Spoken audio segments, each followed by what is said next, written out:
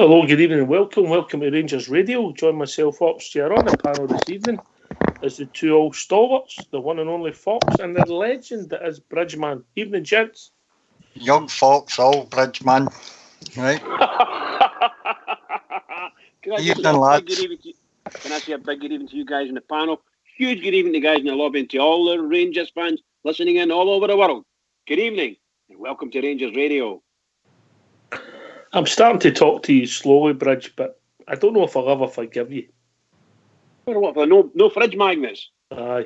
I knew that. I knew you'd be upset. I said that to all the people in all the ports I called it. I said, I better get it. No, I'll not get it. I'm not doing it. Fox chair will just... I would have to go upset. That's all there is to it. I'll make it up to you. All right, okay. You're forgiven. Thanks, pal. Strange evening, Fox. We're sitting here and we're all obviously all worried about the Scottish coefficient this evening, Fox. I'm not worried about it. Well, it is. Well, technically, even if they go out tonight, mate, they just waltz into the group stages of the EuroLeague because they got a bye. They got a bye if they drop out, so they go into it anyway. Did they go straight in it? I thought they had to play another tie. No, they go straight into the Europa League, mate. All right. Stay into the group stages because their tie was picked out for a bye if this was to happen. All right, I mean, still... You couldn't script it for them, could you? You couldn't script that for them. Well, it's the usual case, mate. If they're no getting away with a 3-0 down and things like that. Who was that against? Legia Warsaw, yeah. Legia Warsaw, aye. Well, so sporting integrity and all that, you know. Anyway, never mind him. How are you, Bridgie? Back to normal? Just about, pal. Just about. Aye. I must admit though, what was we doing today? We did something today, and we come home, and I sat and watched. I was watching the radio, the lunchtime news. That's what it was, and I dozed off for about an hour. Catching up with me. So when you're at home, it's called dozed off, but we're on the ship. You've gone for a siesta. A siesta. Oh, I love the siestas. I love the siestas. There's a point to the siesta. Dear. I suppose there is. Just let you know, Foxy. One of the boys in the lobby, Scott 1970, say they still need to play a playoff game, no matter whether it's Champions League or Europa League. Just letting you know, one of the boys in the lobby is saying that. They've scored anyway, so let's forget about them for the night. Right, okay, well, we'll see where it takes us. But anyway, well, obviously, it was a great performance on Sunday. I think we were all happy. The emotions were running high on Sunday, but the support coming back to the earth and slowly starting to build up to Thursday. Bridgeman. Yeah, what can we say? We're high as kites. Most of the Rangers fans that you'll ever know, never meet, and ever speak to, are as high as a kite after that game. The manner in which we particularly late on in the game was really, really exciting for us. And we pummeled them and scored a lot of goals. And really, really happy. So happy with the manager, happy with the team. And it's all about waiting till Thursday. And you can't wait, You're trying to keep everything down and keep it quiet, And we're going to get to Thursday, we'll be happy. And if we're going to batter that team at Ibrox, yes, we are. All three. We're going to get there and we're going to win. And that's what it's about. It's building up to it without going overboard. We can't afford to go overboard. I think we're 80 to 85% through, Fox, but obviously stranger things have happened. They weren't a bad side, mate. I think we just played really, really well. I wouldn't like to see them maybe getting an early goal and putting us under pressure. Don't think it'll happen. I think we are playing too well ourselves at the moment to allow them to come back for a 2-goal deficit. I think we'll comfortably hold them out and go into the next phase, or the next round, I should say. Mm-hmm. I think we've got the forward players, if they open up a bit, Bridge, to hurt them, and obviously they go chasing goals because they need them, Yeah, I can't disagree with you there. We've also got to remember that our team, our boys, know who they're playing against because they just played them last week. So they know the team. They've got a good idea how they're going to set up. They know a better idea when you've played somebody with the at individual level. So who's the goodies and who's the baddies type of thing, Unless, of course, everybody changes, the whole team's over. But I don't think that's going to happen. So I think they'll come with their best team, and we'll go with our best team. I'm quite sure of it. And we'll need to tie everything up. That's what we need to do. Just tie the whole thing up. Obviously, as I've said before, nothing each will get as a winner for us. 1-0 is even better, as long as you don't let a goal in.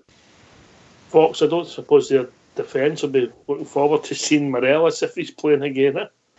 No, he ragdolled the back three the last time. Thought he played absolutely brilliant the whole game. Led the line really well. And ably assisted on the night by Jordan Jones, aye. And backed up by Aribo and Scott Arfield. I thought we played. I can't believe how well we played over there, mate, in Denmark. Never at any time looked under threat, and took every chance that was gone, bar one for me. I think there was just one that escaped us, but the other four we took our chances and tucked them away. And we've followed that up by doing the same to Hibs on Sunday, so let's keep on this roll. Football's a strange game, Bridgeman, where you go in a row and you wonder what the catalyst to that is and where does the confidence come from. That one goal, that header for Golston against Kilmarnock, do you think these two results in the last 2 weeks could have been different if we hadn't got that goal? Oh, most assuredly, yeah. The confidence in the team and all the players, you have to do a bit more work to get their confidence back. But if you can go to... If you just imagine yourself when you played football yourselves, and anybody in the lobby knows this, we should as Rangers fans, you go to any place where you're struggling to get a result for over a season, and you think to yourself, we win 2-1 and score a cracking goal right to the death. A real sickener for them.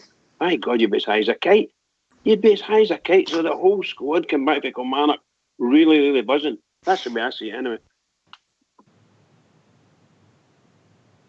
Does that make sense for you, Fox, and that goal's a springboard for this confidence? It came out of nowhere.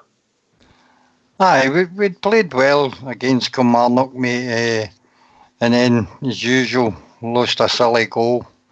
But the late winner by Connor goals, it does give the whole squad a wee lift. You could see the way they reacted to him scoring near the end. They were all congratulating him, and we came away with a result that last season we wouldn't have done. Mm-hmm. And the other thing I see with the team Ox is I watch the training videos when they come out on Rangers TV and see the way we're playing out of tight positions, the short, sharp passing, and then moving the ball across the back and switching play, etc. You can see all that work and training coming to fruition. I think we're doing very well at the moment. Aye, it'd be great if people want to join us, give their thoughts where we are, how it's gone Thursday. Yeah, anything Rangers related, we'll hear that tonight, Bridgeman. Absolutely. Yeah. And they can contact us on 0141 356 1972. Where else can you join us, my old friend Fox? You can join us on Skype at rangersradio.online, and Old School Blue will bring you into the call. I've seen a great thing on Twitter the day, Bridgeman. I'm not on Twitter, but I follow our page, have a look at the homepage all the time because there's some great things on it. I don't know if you've seen it. They've got a section in it called Fox's Original. Oh, yes. Have you seen it, Fox? No, I have not. I'm not on Twitter either. Oh, Fox's Original, brilliant. Fox's Original, all the best bits for the show. Who started that? Don't know, mate. I don't know. One of your fans? No, I've not got fans, mate. I've got enemies. What a shocker. I must admit, I found it quite funny, Fox. It's a biscuit wrapper, Fox's Original. I love that. That's good. That's a good one. Not to hear what they say about me and you, Bridge. Oh dear, don't say any. Anyway, we've been joined with our first call of the evening. That'd be great to hear what's on his mind there. It's the one and only JFK. Evening, JFK. How we doing, buddy? Evening, Oxjer. Evening, Fox. Evening, Bridgeman. How you all doing tonight? Evening, Jimmy. Evening, Jimmy mate. boy. How you doing? All right? I'm a bit sore, mate. I just finished about half an hour ago, a bit of gardening. No, it might sound daft, the rain we've had. It's been a lovely day here in sunny Peterson Park. Peterson Park. Aye. Peterson Park. I love it, by the way. Just love it. Yeah. It's Peterson Park if you're selling, Bridge. That's right, mate. Peterson Park if you're selling. Yeah, I'm good, guys. I've just listened to you saying a wee bit of trouble getting on there at the start, but I've sorted that. Listening to what you were saying there, the goal against Kilmarnock, the win against Kilmarnock, I would agree. Is that I think it was a catalyst. I think it gave us the confidence to go forward, better and faster, and be a bit more stability. So we played well against Kilmarnock. Just unfortunate that we never get the plaudits that we should have got. But since then we've battered everything in our road. So I'm happy with that. Looking forward to Thursday, where I'm very sure that we'll get the result that's needed. I mean, we've got the 2 goals to good, so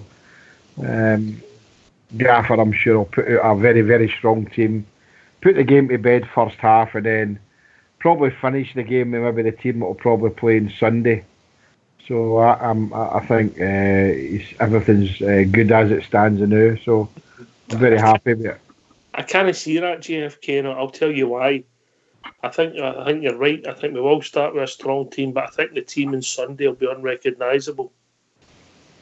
I agree with you there, but I would think that some of the players for Thursday night who come on as sub will get their chance. Maybe the Greg Docherty's, and things like that, and the Edmondson and that.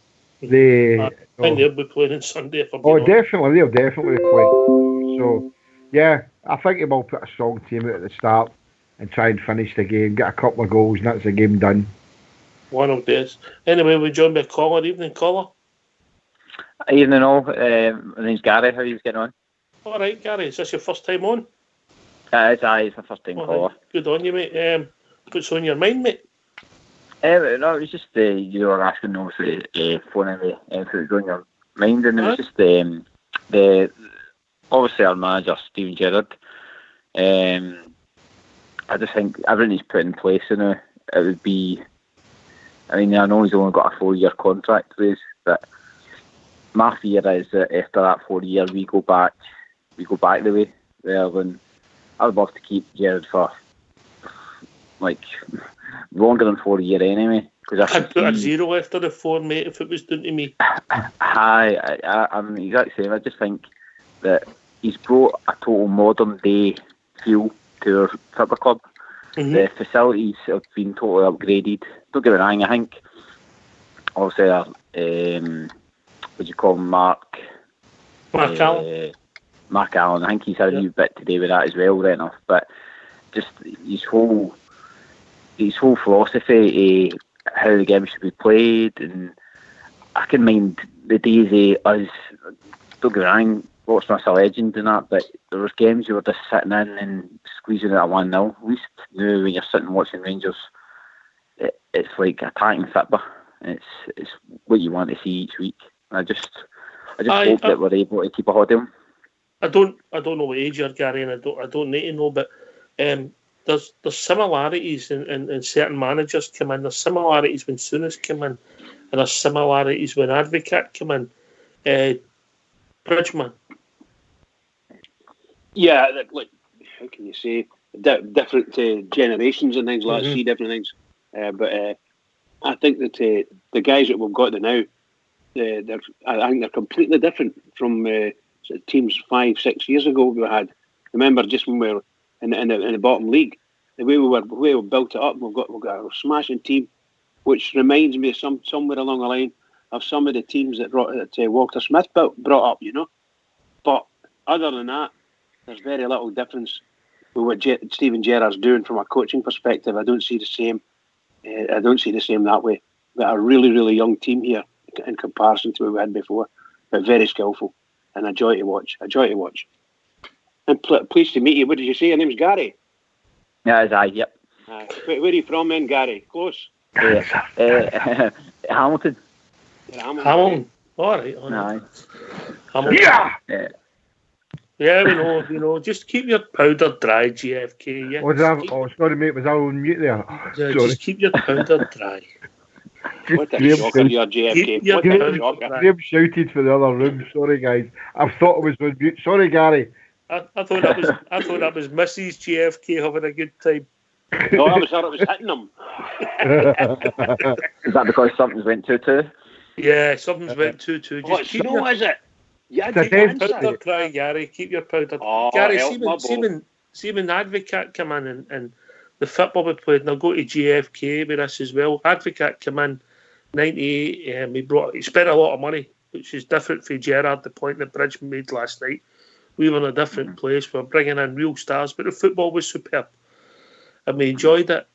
And it was a couple of years, and then fans been fickle. Within 2.5 to 3 years, the thoughts on Advocate had changed. JFK, if you remember that period. Oh, definitely, mate. You know,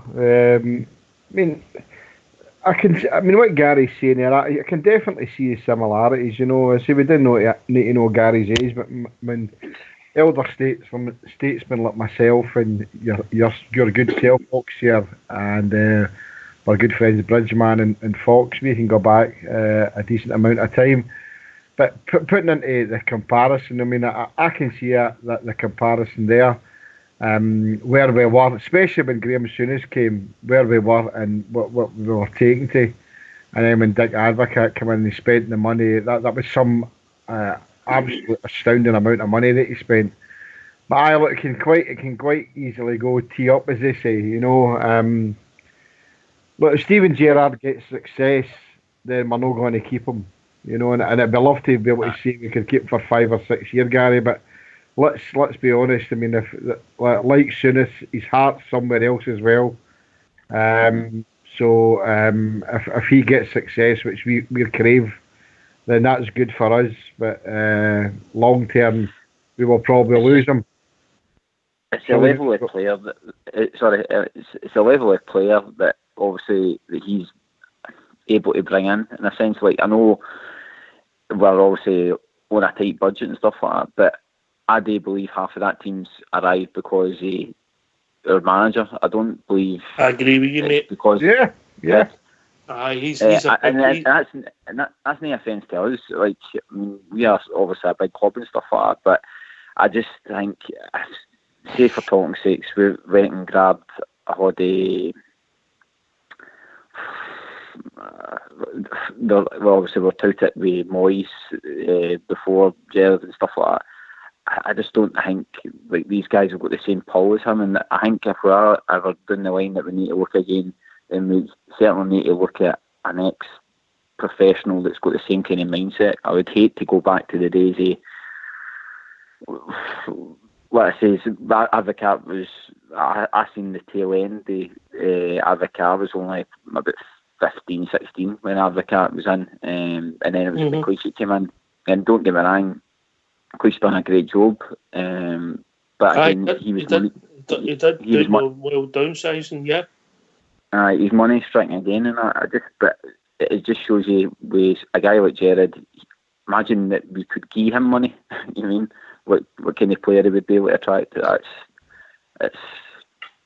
I just think that's the level that we're at, and we should always stay at that level now. I don't think we should be just going for a casino just because he talks a talk kind of thing. I think hopefully the days are totally behind us. Going for a total unknown. I think we need to keep going with a name of some sort that is going to keep attracting the players under a budget that we've got. You know what I mean? Fox, Gary's a great point, and I for one don't disagree that the manager's been a factor in bringing some of the players in. Without a doubt, your comparisons to other managers doesn't stick with me with Steven Gerrard, mate. I don't think any manager in the last 40 years, mate, has had to completely strip a club of personnel, renew it on a shoestring budget and get us to where we are now. He said when he first came in, he had a 4-year contract, to take Rangers back to where they were. And he's been here just over a year, and he seems to be well on track to do that.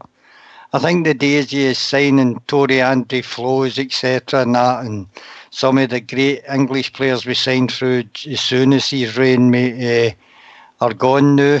We're in a completely different stratosphere money-wise. He'll get us back to the top of Scottish football, I think. But then on, it's just a challenge to get on in Europe for me. Try and keep him. On you go, aye, without a doubt, mate. Try and keep him.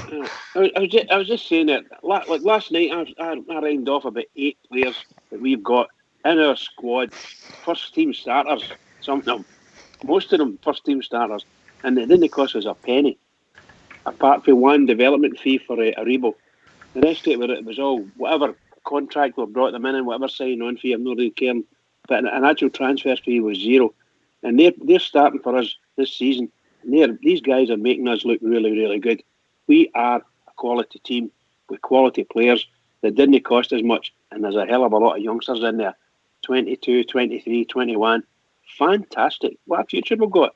Mm-hmm. And the manager, you can see the way he's playing. You can just see it. They're playing so well, it's not real. What a transformation. I was really happy to go to Ibrox and go and say hello, shall we say, and welcome Steven Gerrard along with about 8,000 people. And my God, everyone is so happy now. So happy. And you know, based on what I'm seeing in the lobby, if the score stays the same, this will be a week that only Carlsberg could make. Unbelievable. You stop jinxing it. Oh, no, I'm sorry. I do apologise. Sorry, guys. You're a jinx, and see if there's anything bad happens tonight, it's your fault for not bringing back. No, you can't blame that on me now. You can't blame That's all I'm saying. Listen, Gary, have you listened in before? I have. It's probably the reason I phoned in is that I heard you were asking for some younger scholars and stuff like that. So you know the characters that are on here, aye? Aye, I do, aye. That's good. It's all good banter. It's all good banter.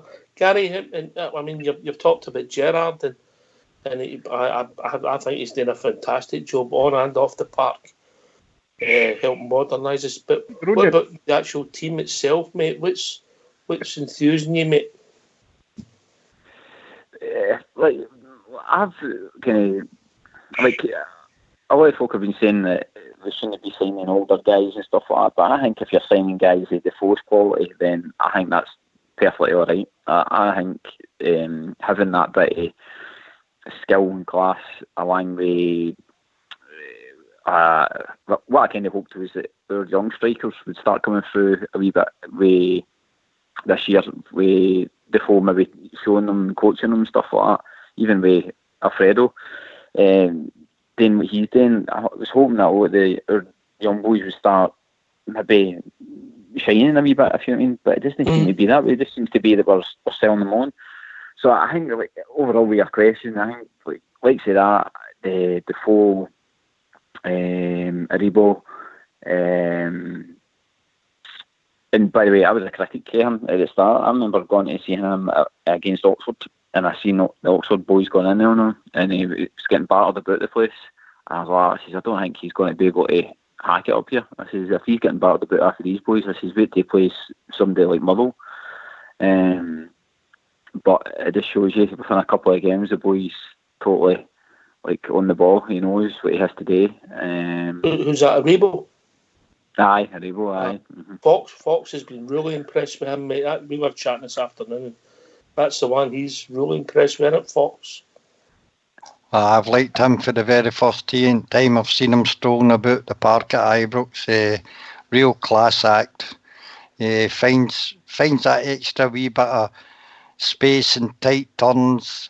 Terrific on the ball. Good at stealing the ball off of people. He's not really a tackler. He seems to steal the ball off of people, nip it after feet. He's got great awareness of the space that he's in, and a threat going forward as well. Top class player in the making. Well, can I ask you something? I was just going to ask. See, I've been asking a couple of the forums and stuff like that. What's happened to Jake Hasty? He was meant to be first team. He was meant to be a part of the first team, and he's totally disappeared after the radar. That's a good point.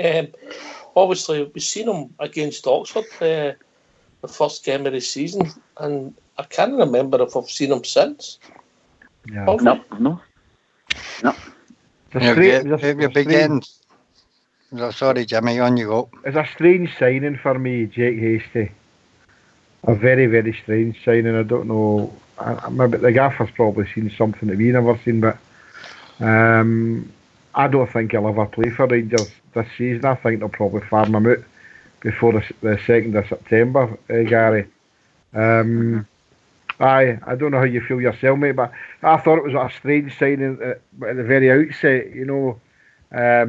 Maybe even I brought him to Ibrox and then loaned him back to Motherwell, which a lot of clubs do, you know. But no, I can't see, looking at the pool of players that we've got, I don't see where he fits in, even as we keep talking about our core 15 players, Gary, you know. So I can't see him, as Oxley are saying, when he made that appearance against Oxford, and I've not seen him since. So the manager obviously will tell us or let us know before the 2nd of September, but if he sees something in him, then it'd be better farming him out to get first team fit. But there's no good in playing in the under 23s or that. To me, that's a waste. He's a decent player. Like you say, he should have. I can mind the press conference, and the reporter was saying to him, "Is he coming here to be developed, or is he going to be part of the first team?" And Jared said straight after, he said, "No." He says he'll be part of the first team. Yeah, I've seen that, mate. You're right. He's going to be involved, and I'm like, right, well, where is he? Do you know something, Gary? I'd forgot about him. Seriously, I've not been flipping to the boy because we've been doing so well in the last couple of games. It's sometimes when you're having bad results, you look for changes. I'd forgotten all about the boy Hastie. I think he will get loaned out personally. Yeah. Do you know? Think he might just be getting a good set of coaching, mate, in the background to prepare him for more what his role at Ibrox is going to be. But where can you fit him in, folks? Maybe how about fitting him in at left back, mate, in the coming years? He's built like a tank, mate. He's got rapid pace. So maybe we're trying to find a spot for him. Maybe there's people well in front of him on the wings, which we do have. And maybe we're giving him a wee bit extra training, maybe just to bring him up to speed or whatever, you know. You might be right there, mate. You know, I'm not saying get rid of him. I rate him as a player, but I just found it a bit strange that, though, same as Gary, I think we all heard that, though the manager was asked, you know, do you think, what kind of, is he going to be a part of the first team? And he did say definitely, he's part of the first team plans, but we're all there looking at it, you know, and it doesn't seem to be getting his shot, as they say. So maybe it'd be better for his development if he moved it to somewhere else. I'd like to see him stay at Motherwell. I mean, it's a big thing. A lot of clubs do buy a player and lend them back to the club, you know, and he's playing in a formation there that he's comfortable with. He's playing with a club that he's comfortable with, and it can only be to your benefit. So maybe they'd been better leaving him at Motherwell after buying him. You know, maybe that was one of the things that they didn't want to do, but I would think it would benefit us in the long run. And what you're saying here, Fox, is absolutely brilliant, mate. In the future, 2 or 3 years down the line, would he be our left back? Possibly, mate. You never know how see it, but you never know. You know, who's meant to be a challenger for Candias? That's it. He played in the right-hand side, mate, cutting inside. That was the position he played in. Is he going to get in front of Arfield at the moment, who plays in there? Is he going to get in front of Ojo this season? Maybe they're looking at the match-up in training. They've all got, the two, Ojo and him, have got similarities, so maybe they're judging it who's doing the best in training. That's the thing we'll never know, Gary, yeah? Mm-hmm. Definitely. On your point, I heard you always talking about loaning back to the club. Seeing everybody's up in arms about Middleton going out to Hibs, but I think it can only benefit the boy and us that he can maybe take points off the other teams, to be honest. Middleton going to Hibs was a strange one for me. For the support, I mean, obviously, the last few years we've had a lot of bother by a lot of teams, but Hibs is one of the ones that would be up there. For Middleton, I think it's a good move because I reckon he's a progressive coach they've got there who tries to play football the right way. And obviously, if the boy didn't want to go abroad, there's pluses in it for him. Hopefully, he gets first team experience. That's the big if, Fox, isn't it? I hope he doesn't go there and get lost. I hope he doesn't go there and get lost for the wrong reasons. Because we know what they think about us. We know what they think about us. That's for sure. I think if he's guaranteed first team football at Hibs, it can only benefit the boy and us in the long run, you know. What's your name for you, Gary? Well, I think, like, for what I've seen with Gerrard's interview, he seems pretty pally with the Hibs manager. So I don't think the both of them would have allowed, Middleton or Gerrard would have allowed themselves to take the deal if it wasn't going to benefit them. I think he will. I think he'll go over there and he'll be a first team player for them. And like I say, I hope that he kicks on. I hope he gets his chance and he learns the league and he comes back to us as another challenger because, again, it saves his money, saves his going into the market. I thought he had a lot of pluses in his games, Glenn. On the ball, he was particularly good. I thought his problem last season was off the ball. When we didn't have it, you could see that he was a youngster. Only my view, JFK. But that was what I seen with Middleton. Oh, we lost JFK. I hope not. No, but that's what I seen with Middleton. I know that you look more at the centre halves and all that, but he done some great things and had some good games for us. But as the game's developed and people know how you play, your game's got to change. You've got to have more than one string to your bow, you know, unless it's exceptional. Absolutely. I think it's slightly different from what you're saying. I 100% agree with what you're saying, but I'm just going to slightly differently. The level of player that's come in since young Middleton came in, and he was a smashing wee player, brilliant. It gave everything for the Rangers. The fans loved him, loved the way he broke, scored a couple of cracking goals. But the level of player that's came into Rangers they've leapt over the top of him. So he's got a lot to lift himself up, and he's not going to get the chance because he's not at that level to get a start. That's what I'm meaning. Mm-hmm. And we're not playing enough friendly games, shall we say, that don't mean anything. So maybe we need to get games where we're 4-0 up and bring a young Middleton in and let him fly. You know. You've got to remember. You've got to remember, sorry, guys. But no, sorry, I interrupted you, Bruce. Sorry. You've got to remember, guys. Every one of us here were all raving about Middleton last season, myself included. Absolutely. No, absolutely. we were all saying he played some. Never mind. We all said he was playing. Listen to the archives. We were all saying he was playing decent at games, and I know he wasn't. Right. Right. Maybe you weren't, but I thought he played some decent football for Rangers and he fell away for it. And that's what we all agreed in it. Maybe it wasn't there for him. But if he's got the spoon burners, then fair enough. As long as he performs for them, that helps us. What way you can do that, I don't know.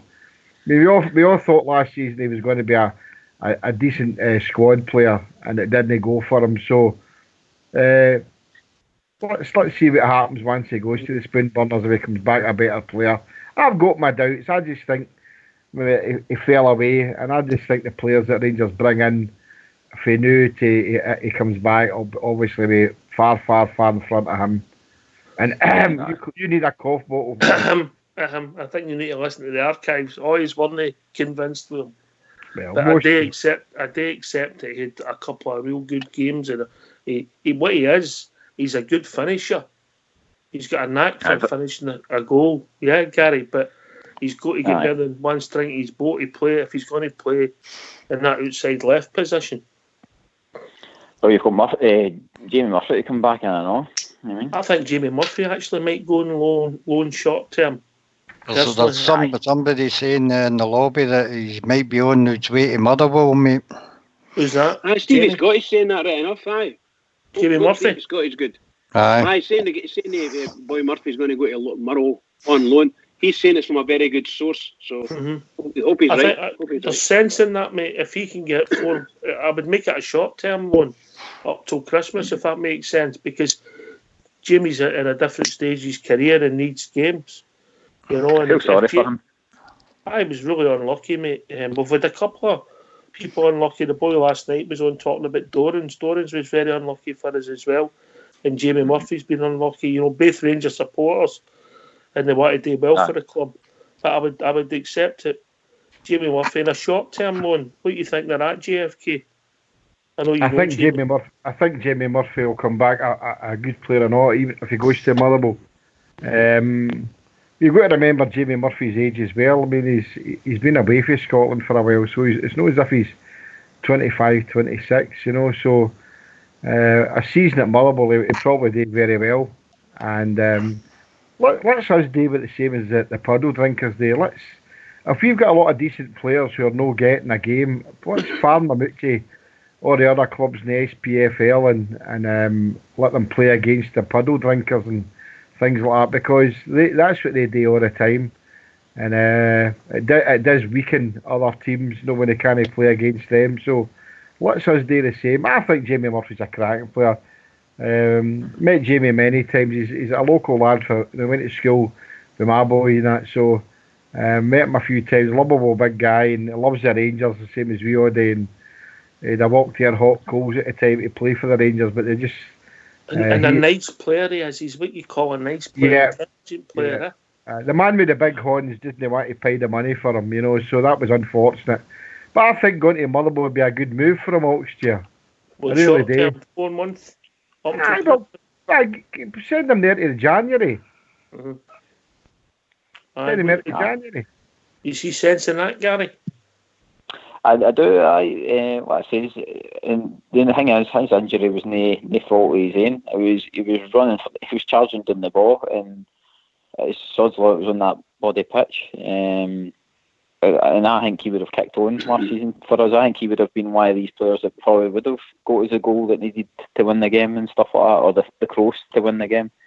So hopefully, I wouldn't like to see him gone out the door. I hope they get him fit, get him back, and then he's got a challenge for that position and all. Just on that, when you're naming the squad, obviously how cheaply we've made the squad, what does it say about our youth system that not one kid's broke into it at all? Mm-hmm. That's a downside, mate. I think if you can get two kids or two kids over a 5-year period who become first team starters, you'll be doing well on that. That's always been my own view. But we always like we're in to break into the team, particularly if the Rangers supporters, especially across the road, doing well. I mean, because they do it well. That's in mid 25 million off they're one of their own made players.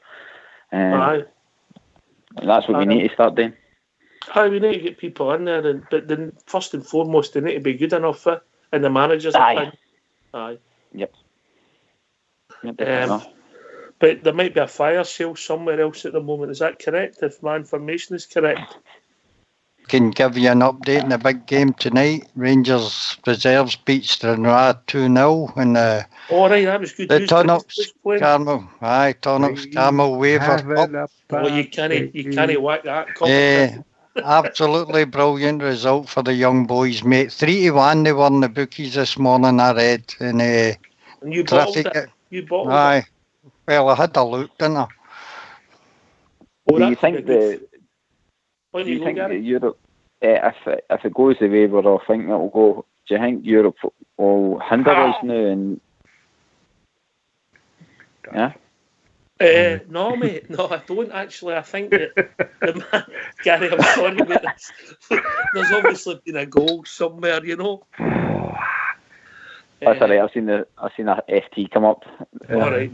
I don't think it will hinder us. I think that we talked about the manager earlier on. They'll go to bridge with this man after we get him off the ceiling. We're going to have to scrape him. Box, you might need a certain tune in a minute. They used to play at Blackpool Pier, Blackpool Pleasure Beach. The thing about it is, I think the manager's learned so much from last year. I think him and his team have learned so much that we're just in a better place. You can see it with the way we're playing, and he knows what he needed. Aribo's come in 6'2". He knew what kind of player we needed. He wanted a football player in there, but he didn't want somebody who was going to get bullied. He's recognised we needed even more pace up front, and we've done that. He went out and knew we needed another striker because Morelos couldn't keep scoring all the goals. We brought in Jermaine Defoe in January. It took him a few months to get on running, but his goals per minute ratio are just frightening. So he's done so much, and it's a relatively short space of time, guys. In my opinion, I don't know if anybody sees it different. No. And sorry, I was going to say you want me to say it, not that.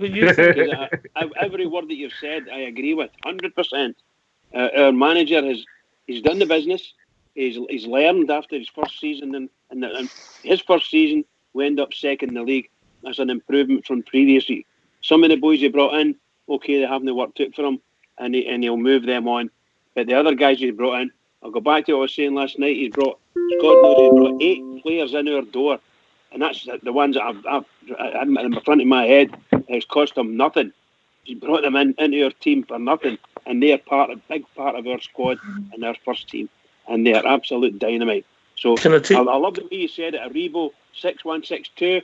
I don't want anybody in our team that's a wee smout unless he's a Messi or something like that. You know, everybody we look for should be strong. Or an ox chair, then. It's somebody that's really, really strong. They've got to be strong, because you're right. This bullying goes on constantly. I watched the Hibs try to kick our players, and the referee never gave a free kick, not even for attempt. You know, the intent thing. They were lunging in, and some of our players were they were riding over the top of it, and the manager the referee should have went back and booked these players. That was with the Tav done a slam and run. Anyway, we've been joined by a caller. I don't know who the caller is. Caller. It's happy Drum Chapel troops. It's very happy the Drum Million dancer. Oh, you beauty, Jimmy boy, you dancer. Man,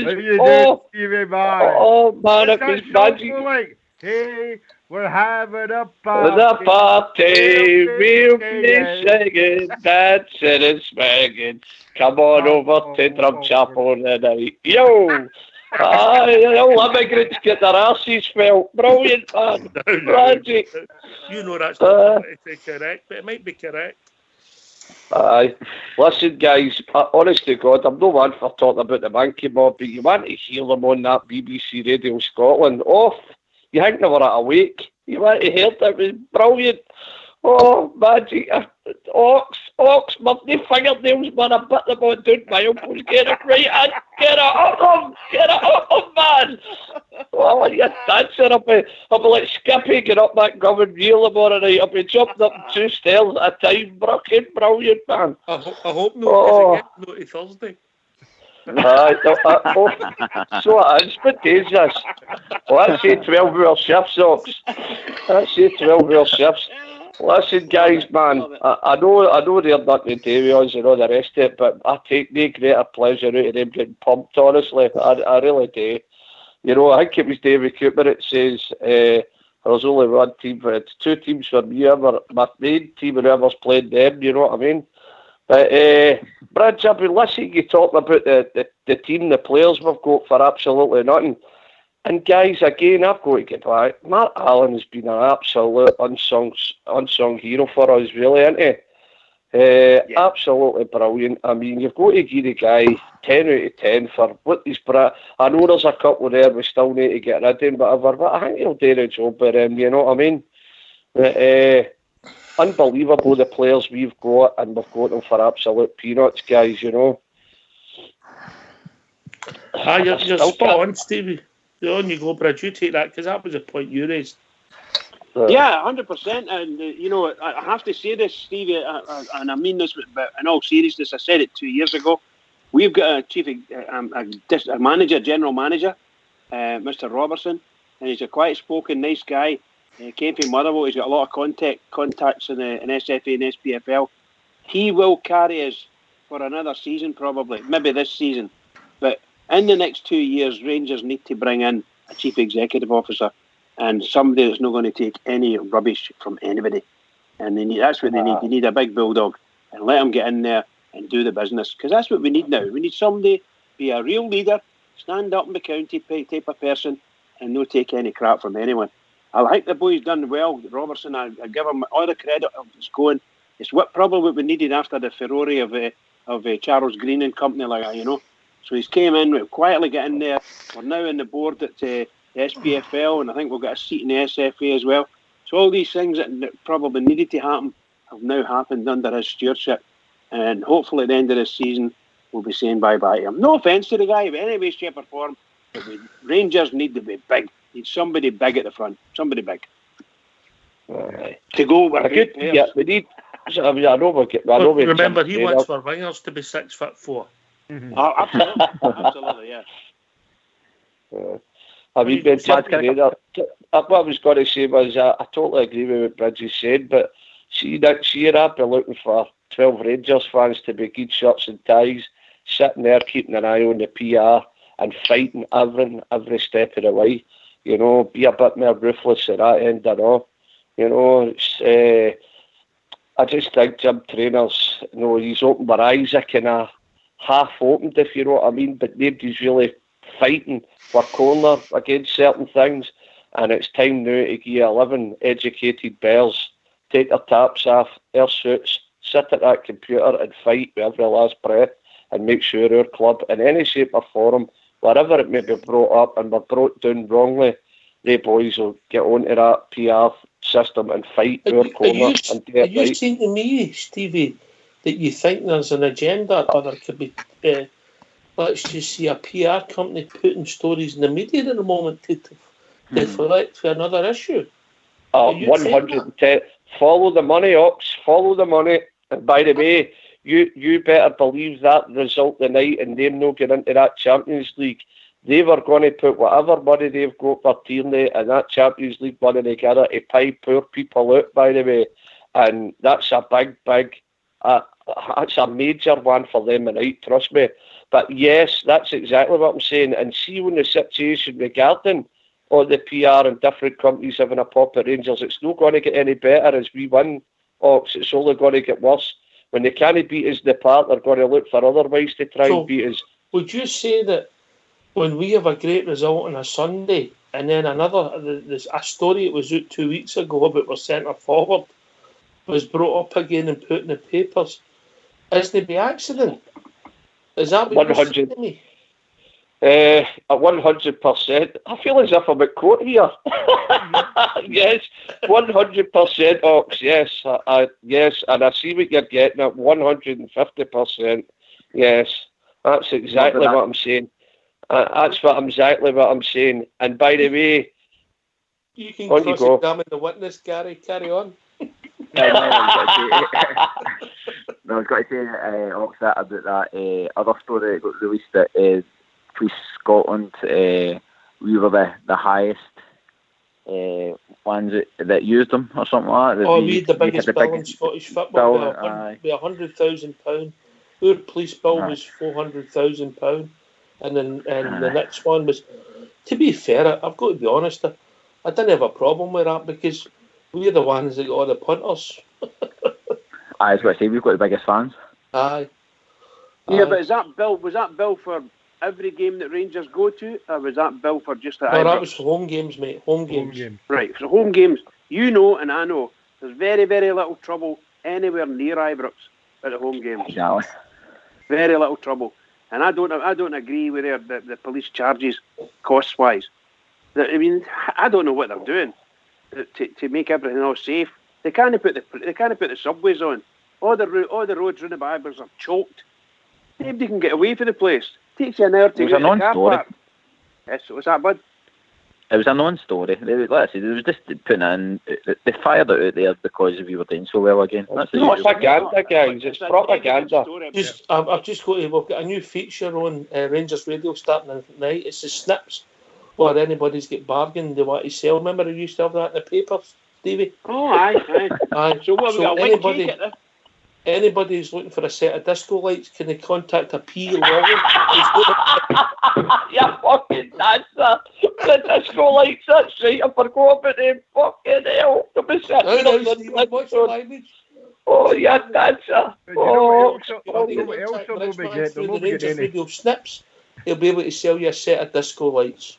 JFK, you're a disco lights expert. Yeah, I've had one or two discos in my time. I'm quite partial to. I'll tell you what, I'll bid for them because I've just noticed there what Falkert done. So I'll put the puddle drinkers caramel wafers in and see if I can buy them. Because Falkert knocked him at the caramel wafer cup tonight. So I'll bid 4 caramel wafers for the disco lights. You think I'll get them? Well, you might, but I'm telling you what, if it's Turnout's Carmel Waivers, I hope we get to the final and we get some hospitality for that game. Aye. oh, dearie. Are you going to Brilliant. make a bid for the disco light, Stevie?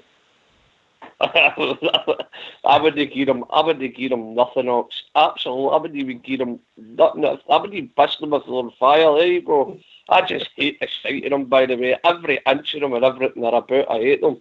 But listen, see what I was talking about there with the PR machine. Really, honestly, guys, it's only going to get worse for us. See the propaganda machine they've got, they always deflect. The thing away from them, so that any time we do good and they do bad, they look for something for us to hit us with, so that But listen, I'm going to go here. There's a situation there is in the house. Somebody mentioned Carmel Longs. They're all out with their beds now, looking for the fucking biscuit tin. They've come out of every room. Right, I need to go here. Right, I'll talk to you in a minute. Right, bye-bye. Cheers. He's hyper, isn't he? You imagine staying in that house, it must be brilliant. Every day must be an adventure. Oh, it is. Oh, what a man. What a man. Oh, sorry about that, Gary. No, that was all good.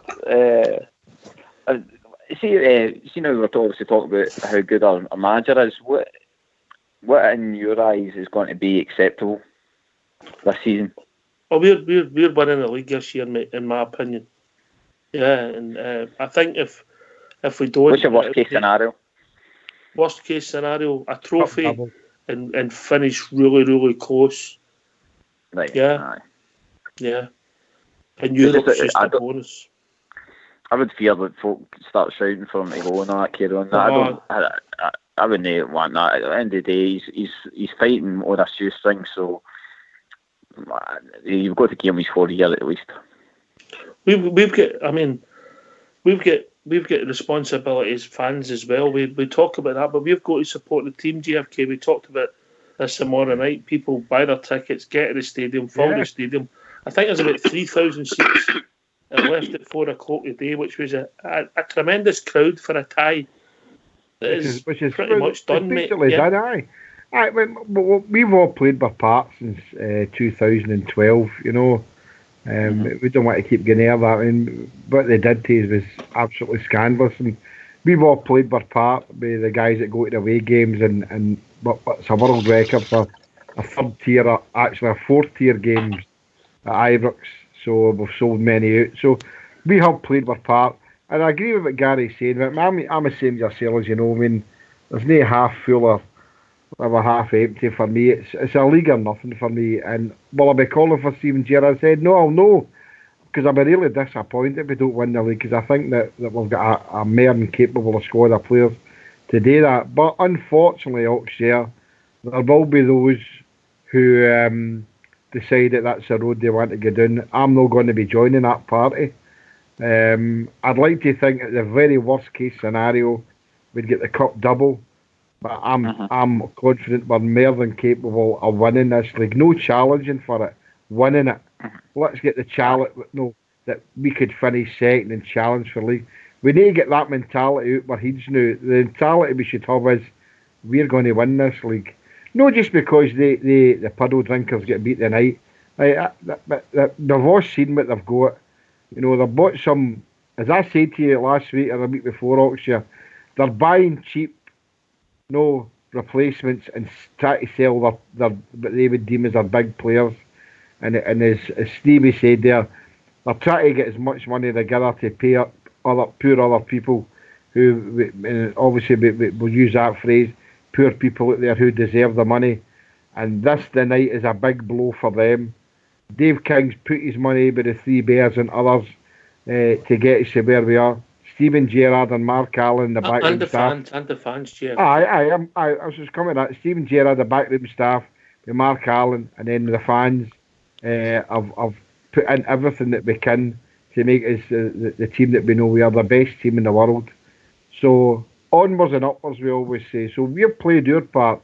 The team now are playing their part. The backroom staff are playing their part, and so is the directors. And I agree with that. Bridgman said we need a bulldog in there to try and fight for corner better, because their PR machine is rolling, and they'll be rolling more than more. We'll be winning into the next round. They're out. And I don't know what the situation is. Did they bounce? Foxes rang, according to BBC. They play. They're going to play a playoff game for sure. A team for Sweden, AIK Stockholm, or they'll pump them. Or somebody else. Let me see if I can get that up. I'm just worried about the coefficient. Are you sure about that, New York? It's on the BBC website. It's took a big hit. They quoted on the radio the day that they were guaranteed European football up to Christmas. If they won the day. No, regardless. Did they have to win? They had to win the day. Then they would have automatically been in the league section of the Champions League or the Champions League. Is it not a Turkish team they're going to play? They'll play Sheriff Tiraspol or AIK Stockholm, and the qualifies for the Europa League. No, I can see your point, Foxy. You were right, but you were a week out. Okay. That's the nicest I can be. Well, I don't know, to be honest with you guys, and obviously we'll not know until somebody tells us and follow what it was all like, I'm talking about them across the city. Oh, well, I'm sure we'll hear. Can I just ask, Gary, what's your favourite Rangers tune, Gary? What is it again? It's Every Other Saturday. Oh, we might not have that tonight, but I'm sure Can we have Blue Sea of Ibrox, please? You don't get to pick. It's the Blue Sea of Ibrox. I love it. Get yourself in mute, and we're going to have a tune for your Fox. Sunday, Monday, happy days. Tuesday, Wednesday, happy days. Thursday, Friday, happy days. The weekend comes, my cycle hums, ready to race to you. These days are I'm being free. These days are share them with me. Goodbye, gray sky, hello blue. There's nothing can hold me when I hold you. Feel so right, it can't be wrong. Rocking and rolling all week long.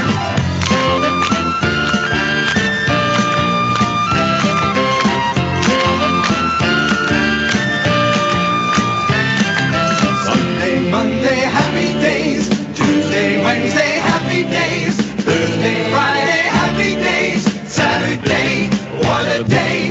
Grooving all week with you. These days are ours. Share them with me. These days are ours. Happy and free. These happy days are yours and mine. These happy days are yours and mine. Happy days.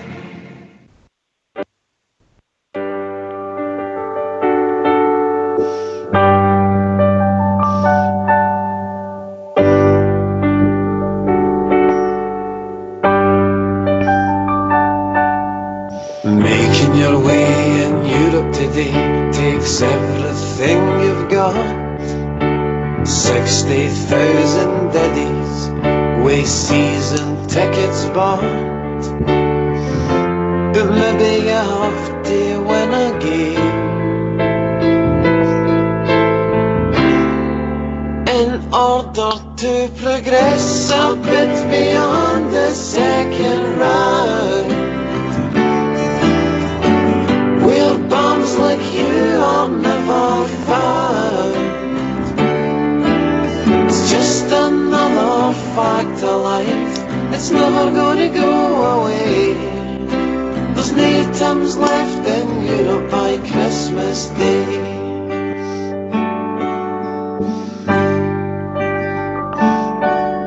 It's a grand old team to play for, or so we're fucking told. Yet every year in Europe there's 11 jerseys sold. He has been sides with France or Spain, who just can't believe their luck when your name comes at the heart.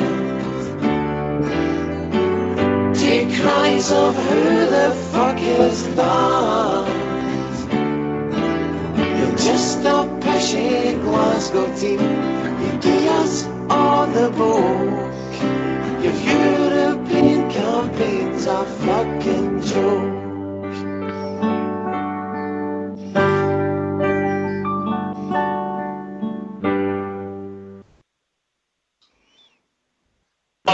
The Glasgow Rangers football team's the greatest team of all. We support the Glasgow Rangers down at Ibrox is the place, and we will follow in the championship race. Yes, it's true, the boys in blue are just magic on the ball. The Glasgow Rangers football team's the greatest team of all. It's true, the magic boys in blue are the best team in the land. You've got to queue and govern to get a ticket for the stand. Yes, it's true, the boys in blue are just magic on the ball. The Glasgow Rangers football team's the greatest team of all. We've spent a lot of money on great players, yes, that's true. But the Rangers fans deserve the best from the boys in royal blue. Yes, it's true, the boys in blue are just magic on the ball. The Glasgow Rangers football team's the greatest team of all.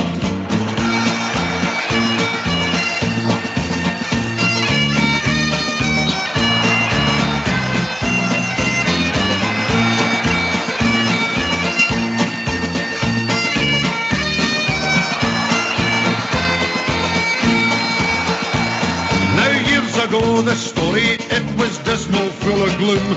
Now we're building an extension for the Ibrox trophy room. Yes, it's true, the boys in blue are just magic on the ball.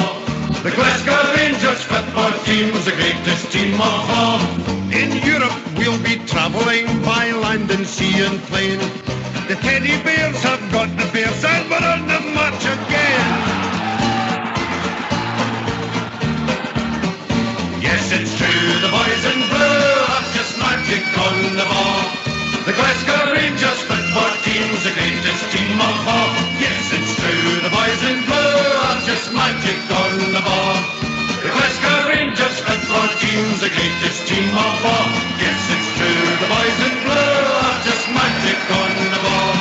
The Glasgow Rangers football team's the greatest team of all. Yes, it's true, the boys in blue are just magic on the ball. The Glasgow Rangers football team's the greatest team of all. Yes, it's true, the boys in blue are just magic on the ball.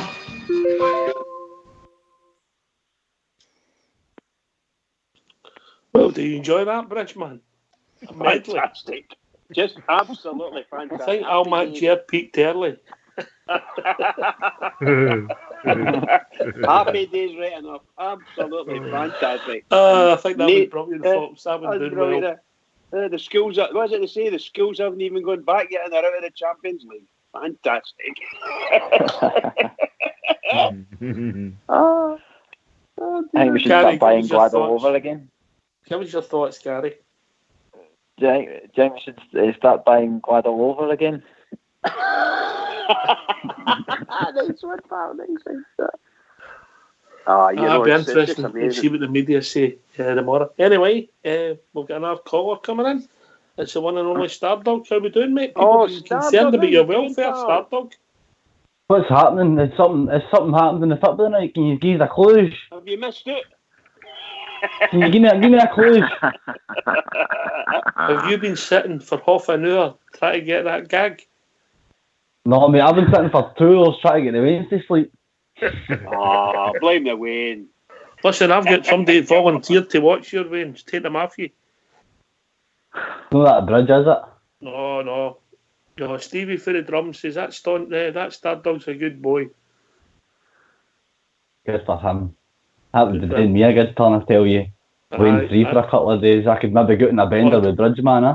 I don't think he was talking a couple of days, maybe a couple of minutes. Anyway, mate, what's on your mind? Good to hear from you, mate. Aye, I've been snowed under, man, past couple of days, but what a result at the weekend, mate. I'm going to say I wasn't a big fan of Jordan Jones, but I think the past two games he's kind of announced himself as a Rangers player, mate. I thought he was fantastic at the weekend. I thought his dribbling ability for the second goal was phenomenal. So it was, we thrashed them on Sunday, so we did. We absolutely liked to play with them on Sunday. And I think that's going to be a lesson to the rest of the teams in that league. That's what happens when you come to Ibrox and you try and play football against us. That's what will happen to everybody, including them across the city. It'll happen to them all this year. They're all getting it.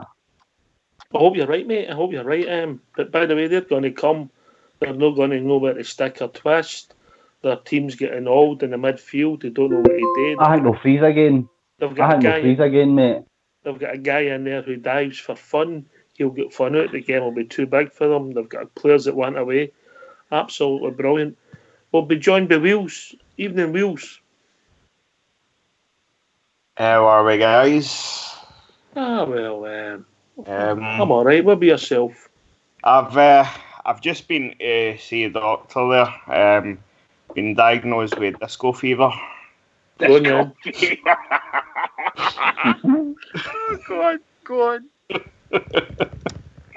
Oh my God. Oh, I'm delighted. I'm so happy. Your gag's worse than his gag. I was going to say I'm a stand-up comedian, but you know that's no badging, by the way. Listen, before I just want you to say, on Twitter today they put out what is Fox's greatest moments in Rangers radio, and we have two winners, and the panel have to pick a night. And Fox, for the record, I have had nothing to do with this, absolutely nothing. Right, so what you have to say is A or B, right? Bridgeman, he's going to kill me. I'm looking forward to that. Are you listening, JFK? Certainly am, can't you wait? Right, these have came on Twitter, and these are the winners, right? I'm sure he lost his false teeth. Right,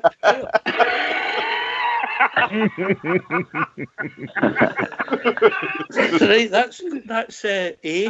And B, in memory, one night he left his bottle of vodka in the supermarket after paying for it and was raging on the Friday night. I'm going for B. That's B. So I'll B get in for the B. panel, A or B. B for B. B for B. JFK. Oh, it's definitely the B. Stardom. B, mate, B. Gary. God. Aye, B. It's got to be B. All right. Wheels. 100% B, mate. 100% B. Fox. Well done, Oxchair. Well done. Definitely B for me, mate. Oh, brilliant. By the way, Fox, thanks for that bottle of vodka, mate.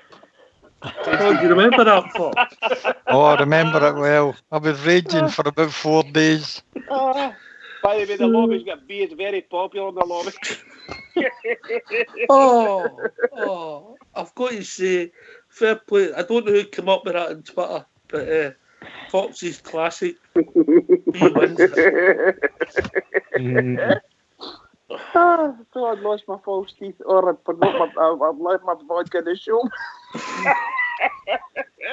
There's only one winner there. Okay. By the way, A ran it close in my mind. Excuse me. Oh dear. Brilliant. There must be 200 votes for B there, I must admit. Fantastic. Oh, mate. There'll be a lot more votes now. Oh, that was a classic. Right, where are we? Wheels, what about your team? Are you happy? I'm absolutely delighted, mate. That was as Bridge would say, that was a mollification. Mollification, that's the word I was looking for. couldn't remember it. Listen, every time we go forward, we look like scoring now. That could have been 11-12 easily yesterday if it wasn't for the keeper.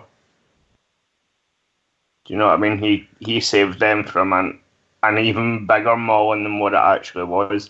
I think that 6 actually flattered them, Gary. It did, Ox, you're absolutely right, mate. There was some star performances as well there. I listened to the show last night. I couldn't get calling in, but you know, when we're talking about man of the match and all that, there was so many choices. Do you know what I mean? There was 5 or 6 there that could have got it. Man, you're just spot on there. And listen, we got to be honest, guys. That will hurt them tonight. That will hurt them. It'll be the infighting, mate. They've already turned on. I'm getting stuff sent to me constantly, and they're already turning on the board. But that's no problem. We just have to look after ourselves. Aye, of course, we concentrate on what we do. Ox, absolutely, mate. It's good fun. We'll enjoy the. The thing is, we can take something from that as well now.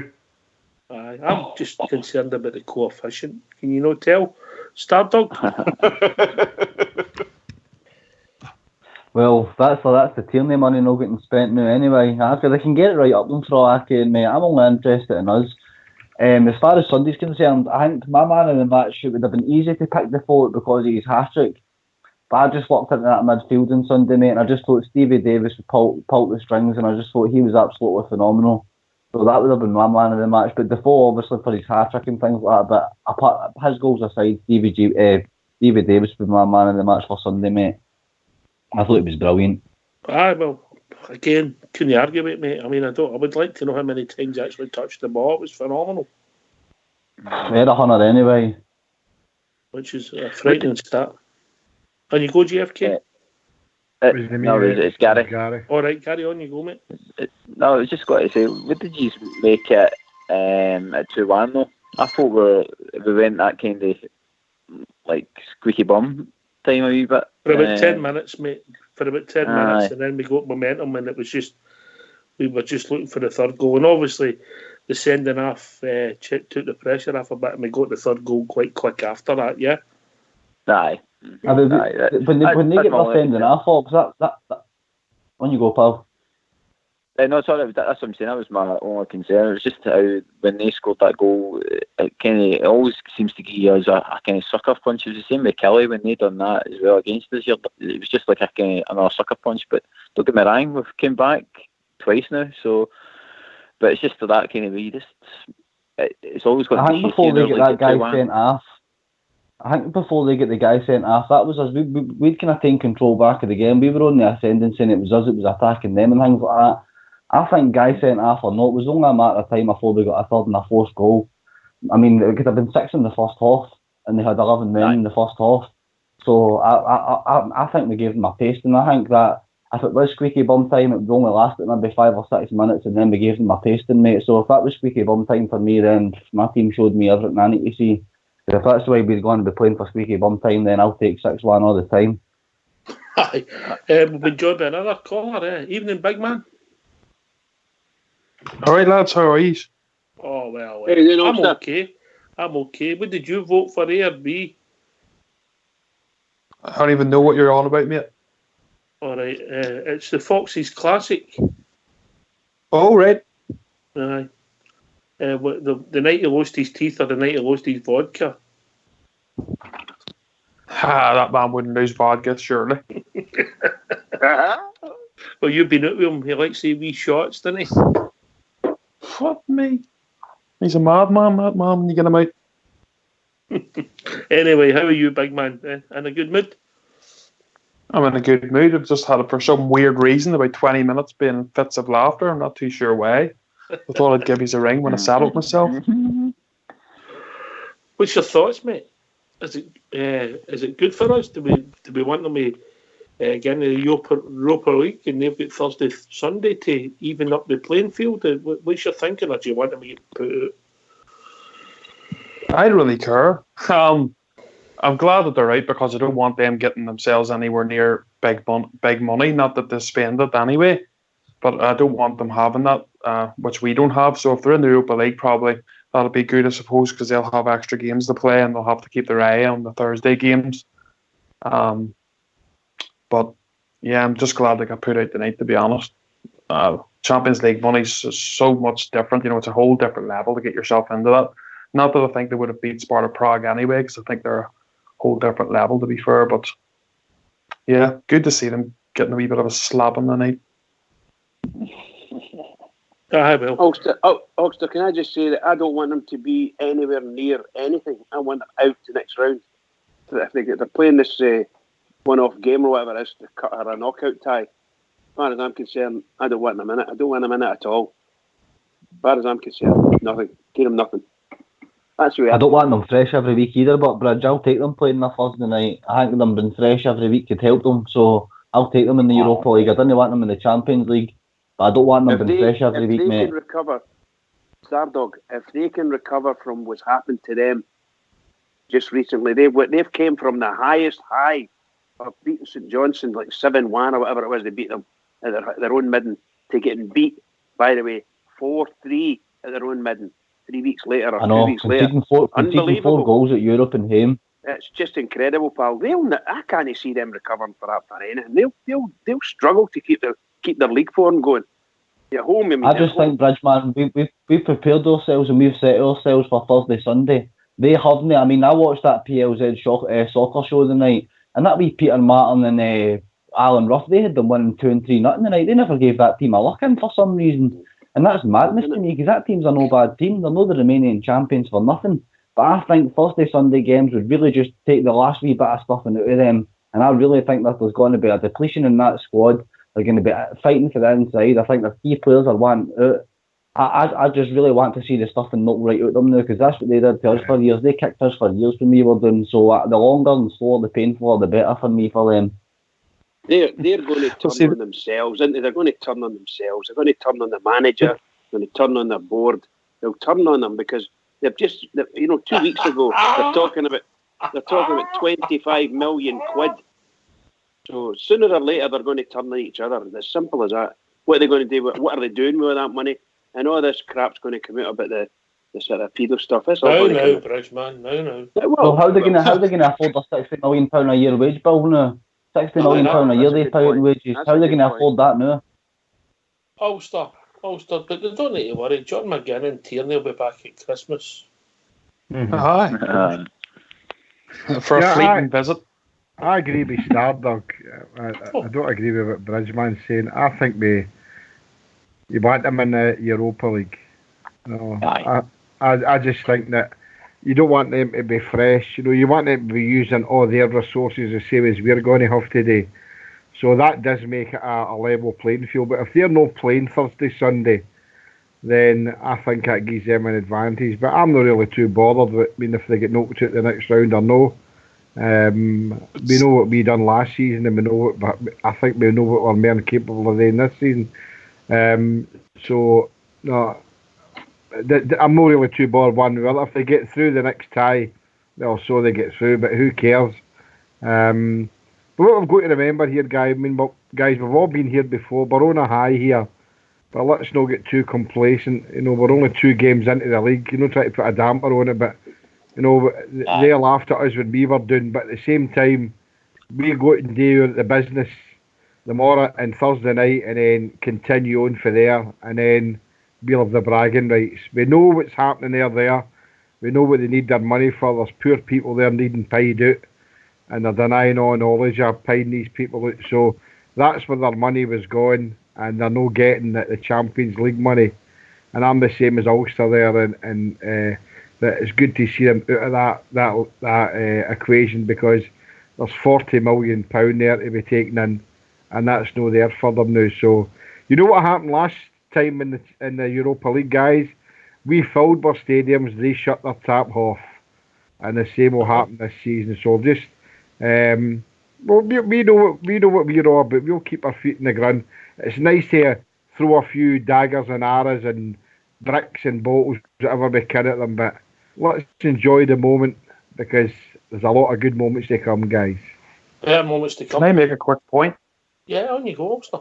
Sorry, just since we're talking about it. No, obviously we've been hearing all the time, they're gurning because they have to play so many rounds, and they're blaming every other club in Scotland for their coefficient. That team that put them out tonight has a lower coefficient than Crusaders, than Linfield, Motherwell, all these teams. I think Cork City's 294 from the coefficient, and that team that put them out is below that. So yeah, I don't think I can blame anybody else for coefficients, because they've actually probably been the worst this season, along with Kilmarnock, to put the coefficient back down. I don't know if this stat was correct, but after last Thursday's result, I read on Friday that Stevie Gerrard's won more games away from home in Europe than the last 6 Celtic managers. Yeah. I know That's a his brilliant stats are, stat. his stats are That's a phenomenal. brilliant stat. Do you know what? Do you ken that he's managed 19 games in Europe and he's only lost 2? And out of all the Europa League qualifiers we've ever played, his team's never been behind for a single second. There you go. In one of the games, we were robbed, mate. In Moscow, we were absolutely robbed. Aye, but just in qualifiers alone, Rocks, the Rangers have never been behind for a single second. And you come, Gary. You're sitting there quiet, mate. No, just listen on. Like I say, he's all right, what you're saying. It was just getting back to one of your points you were saying earlier on. I was just remembering that. You were saying about, obviously, the money the fans have put in and stuff like that. Mm-hmm. Maybe you'll be able to tell me probably better, because you've obviously been running the block a couple of times. Well, it's just... I'm about your age, mate, but the rest are a bit older. Well, that's Pinocchio there.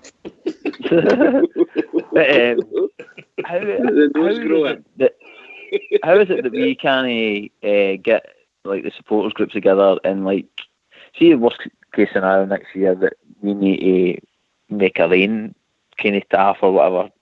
Can we not set up something that all the fans buy a certain thing and then we can give them money to the board in some way? I always found that strange that we couldn't actually raise money ourselves and give it towards transfer money and stuff like that. I couldn't understand that. I think, mate, as far as merchandise is concerned, the problem is that the club would be tied legally, mate.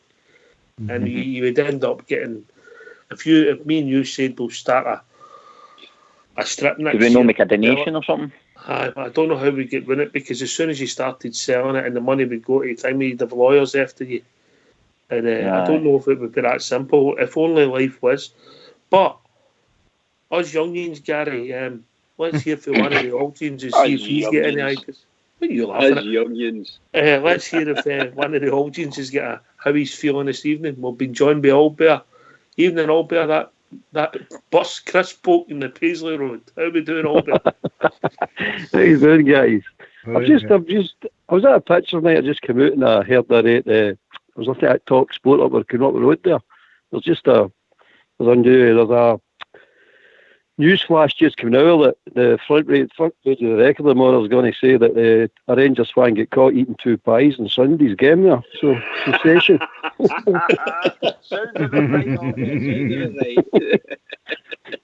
And then in the Sun, it's going to be that Alfredo's married. Aye, so how are we going to live all this now? I don't know. Scotland's shameful club brought more shame on Scotland again. Yes. Love it. Were you at the pitch tonight? Was that true? Or were you just making that up? No, I was I got to see that Apocalypse Now, the final cut. All right, okay. It's good. Then I came out and I heard the Apocalypse Now. Even better. I tell you, it's good, isn't it? It's good fun. I don't agree with you, Jimmy. Keep them out of everything. I would even let them in. Oh, your opinion's good, and so is Bridgeman. But I just think that I want them to have using the same resources, as us, Albert. I just don't want them rested. If we're playing Thursday, Sunday, you want them doing the same. It gives them a chance to rest players if they're not playing during the week. But if they're no resting players the same as we can as well, so that levels it up a bit, So I know what you're saying about money wise and that, but no, I would rather they were there they're not going to do it. They'll get roasted anyway. They'll probably only go into the next into the Europa League sections anyway. But I feel it would level the playing field for us. Well, see their famous gap. Their famous gap is completely closed now. That's the second year in the trot, by the way. So that's the gap closed. So we'll see what happens. Bear, because they don't buy in. The puddle drinking fans don't buy into the Europa League. That's why I think only 2 games all last season in the Europa League they actually managed to get a decent crowd. They shut the top tier. So we don't. We all know we'll fill Ibrox. I mean, for what I can gather, there's only about 3,500 to 4,000 tickets left for for Thursday's game, which is to all accounts as a non-event. But my God, they need the money more than we do, and we know the reason why. So they will bring in some money in the Europa League, but knows what they would have thought they would have brought in for the Champions League. So we're all pleased about that. So I would still rather they were there. We're getting stronger, they're getting weaker, mate. It's a fact of life. And I think in this season. And I think if they're Thursday, Sunday the same as us all bear, I think that'll weaken them more. They don't have the lure now, of bringing in other players for the Champions League. It's a Europa League and a lot of players may or may not come, So I agree with what you're saying to a sense, and the same as Bridgeman, but I still feel it gives us a level playing field with them playing a Thursday, Sunday the same as us. Gives them an opportunity to rest players if they're only playing Saturdays and Sundays.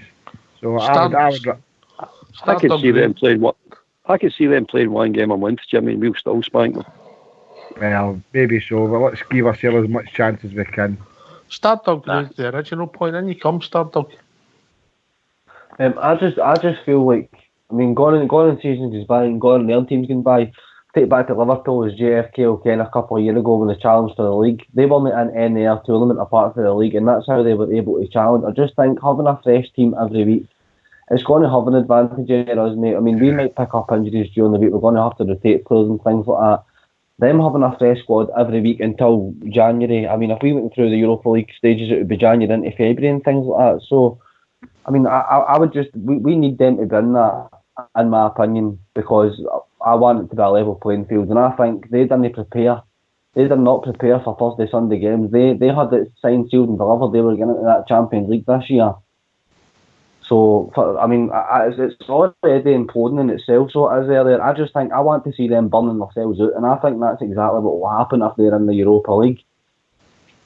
Yeah, we're prepared for it. They'll know. And I just think there's the lure as well. Somebody said it's the lure of Champions League football. How are they going to spend that money they just received now? There's no promise of Champions League football. And what are they going to say? Like, I'll come to Celtic and be part of 10 in a row and have your name written in history. History of what? A football club that's corrupt down to the core. Nobody really is interested in that, mate, unless it's Champions League and you're giving them good wage. Their wage bill's already terrible earlier, so they're struggling. I just want it to be an even playing field. I'm going to bring Fox in with Stardog. You made a great point there about the wage bill.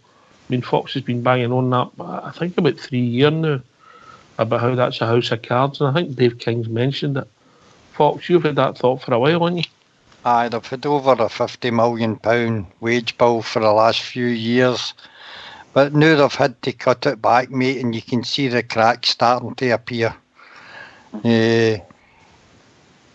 I really can't say much more than that on it, Ox. I'm just glad that they're out of that and they don't pick up £40 million, which would put us back in the shade again. Yeah, we've built a team for nothing, and we'll be able to compete with them this year and forever onwards now. The gap that they tried to create and did create is now gone. That's Fox, what I think.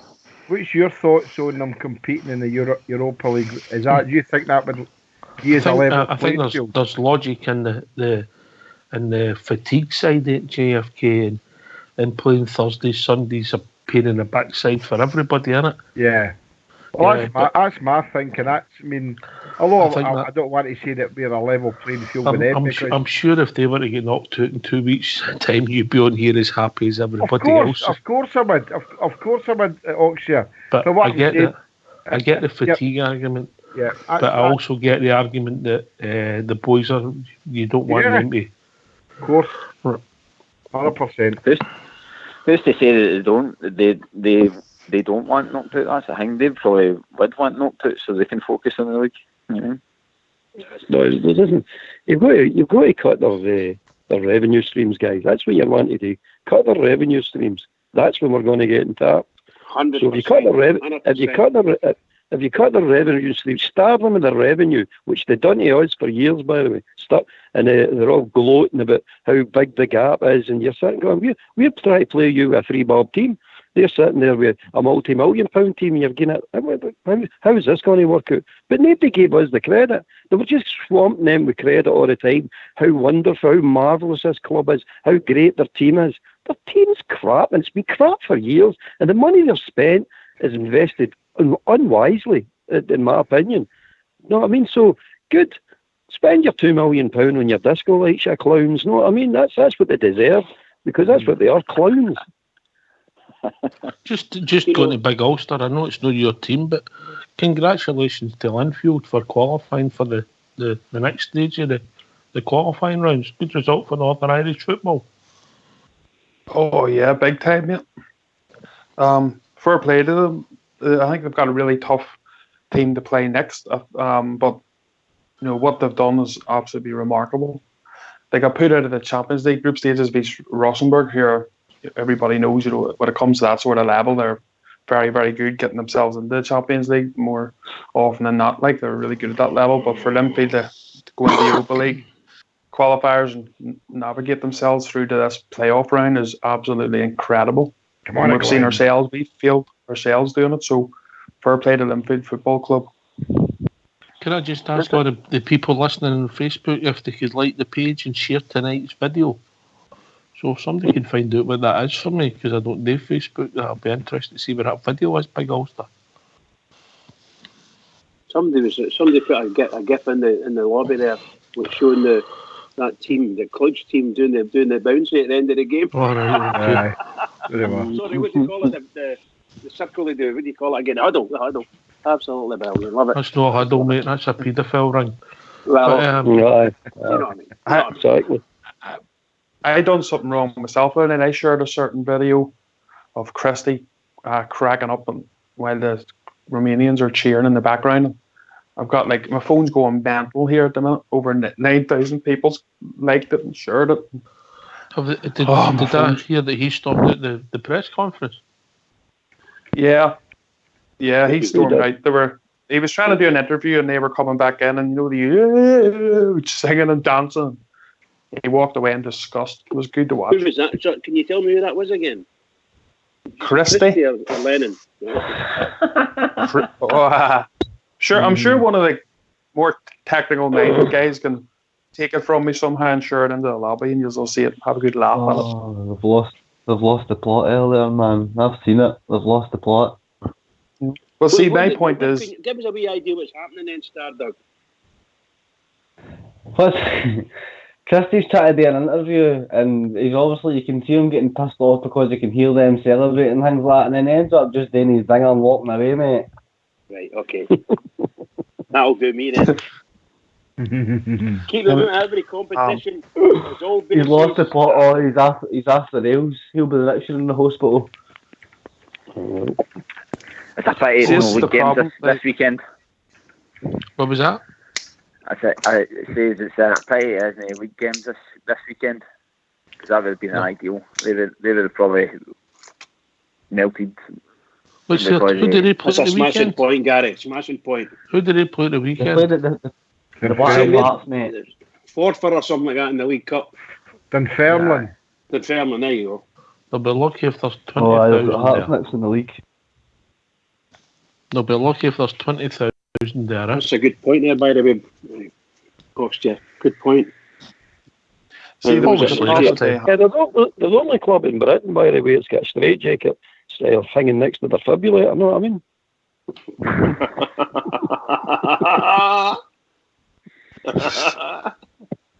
I just watched that interview there. Oh, it's fucking magic. Did you see it? Oh, I'm just. What's the year? Just come out. Oh, I'm that's glad. brilliant. I'm glad you're giving the show your ultimate attention, JFK. Oh, I can multitask. Ox, you'll love it when you see it. It's too I'm going to sit. Oh, brilliant.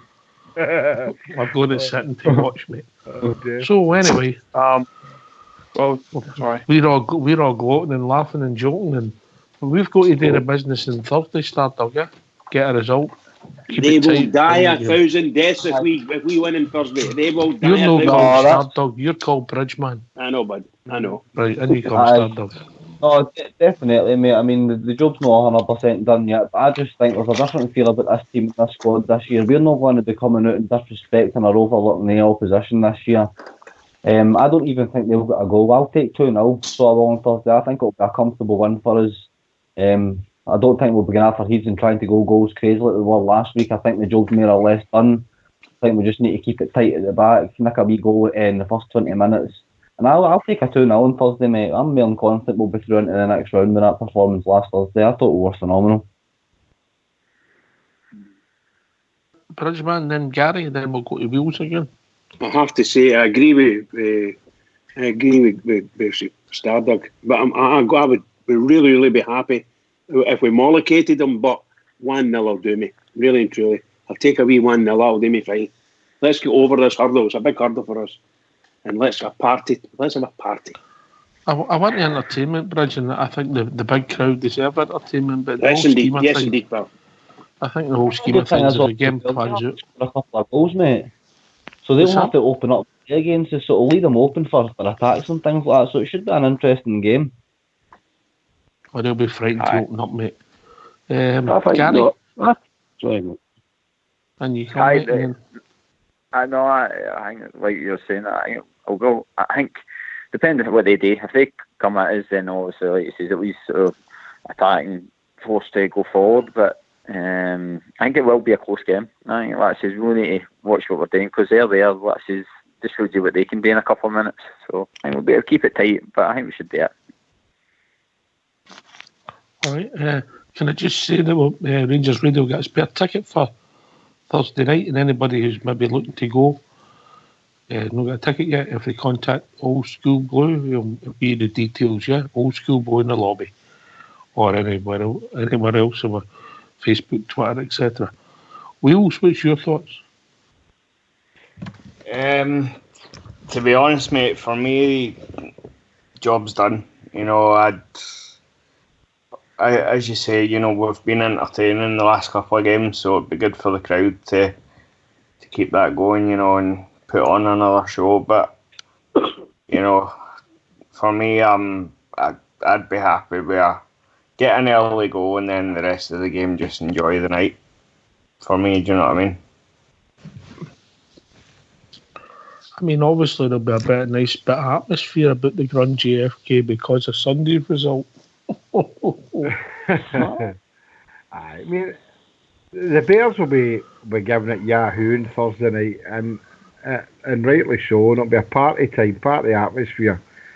But I'm like Wheels and that, and I think that the job's done. I mean, we've got that 2-goal advantage, and the manager will set the team out to go and hopefully finish it in the first half, and then we can start bringing subs on that rest the players that we need for the following week against St Mirren, because a lot of the players will, as you said at the start of the show, you know, will probably rest more than half the team for the game against these 5. So I think I'll play a team that'll get there and finish it first half, more than capable of doing that.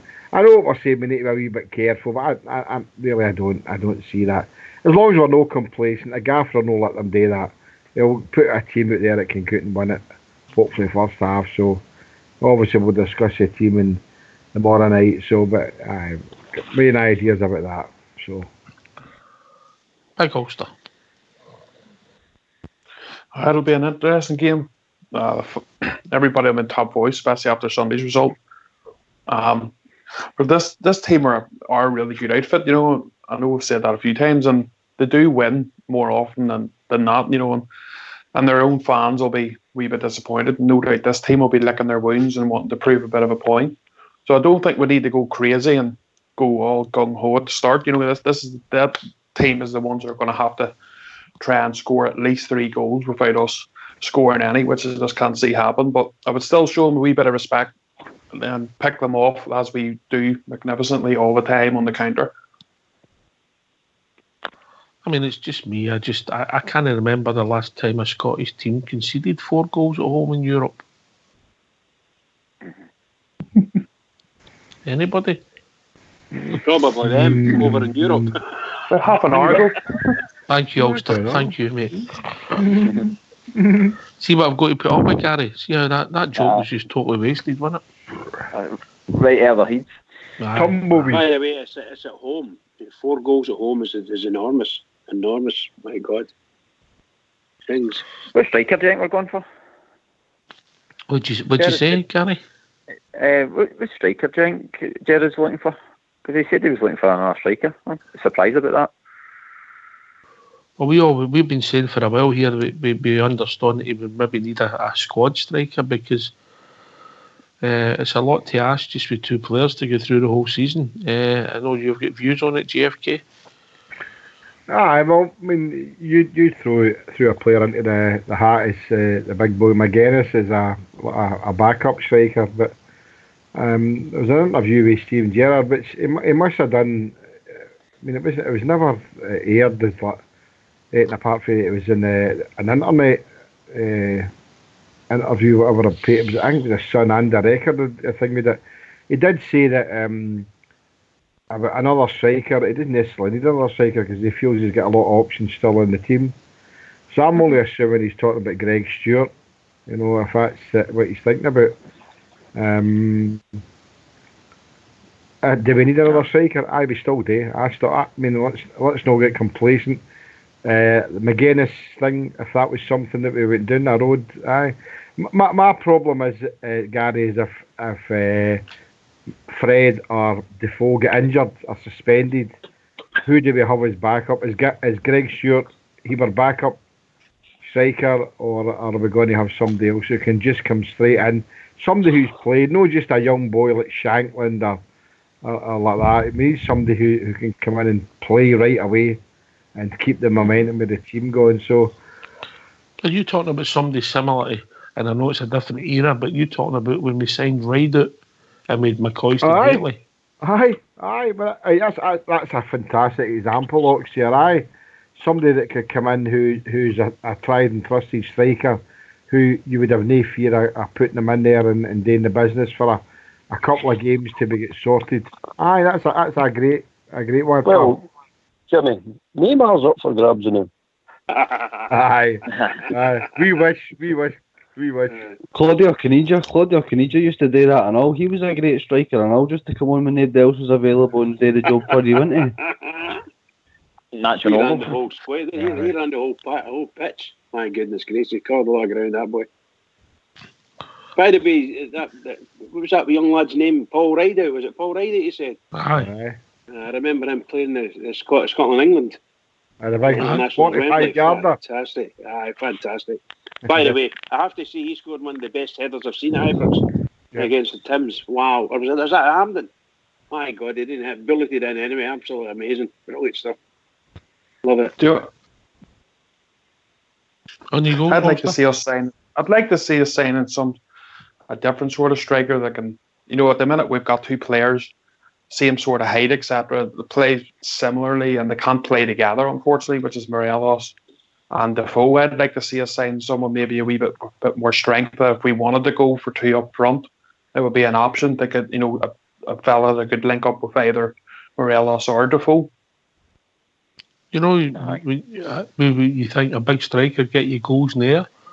You think of the goals Defoe scored the last game with the header.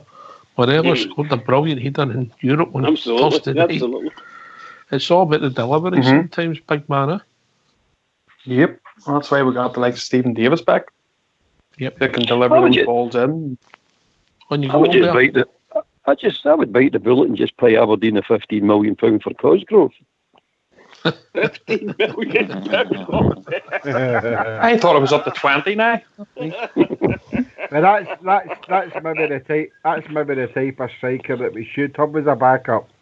Is somebody like that type of player like Cosgrove, like Capichu, big bustling number 9. You know that we could bring in. You know, I'd say that big check tossing for Everton, man. He'd be a great signing for a third striker. He's a big physical guy. You're talking about. Do we want to be playing football up to a big physical guy, or do we want to play football up to someone with a good touch like Alfredo Morelos or Jermaine Defoe? Someone that can control the ball, Arfield. Sorry?